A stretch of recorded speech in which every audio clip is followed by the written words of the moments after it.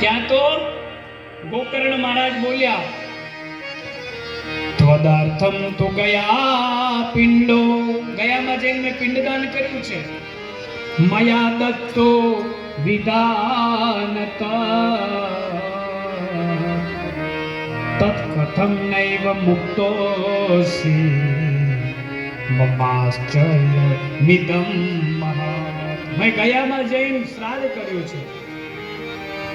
ત્યાં પેલો ધંધુકારી બોલ્યો, ગયા શ્રાદ્ધમ સતે નાપી, 100 શ્રાદ્ધ ગયામાં જઈને કરશો તો પણ મુક્તેર મે ન ભવિષ્યતે,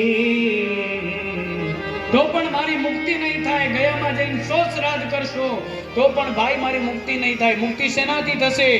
ઉપાય મમરે કિંચે વિચારય સંપ્રતમ ઇતિ તદ્વાકમા કર્ણ ગોકર્ણો વિસ્મયં ગતા.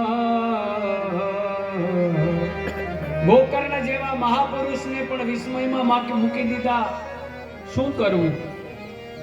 વિચારે છે.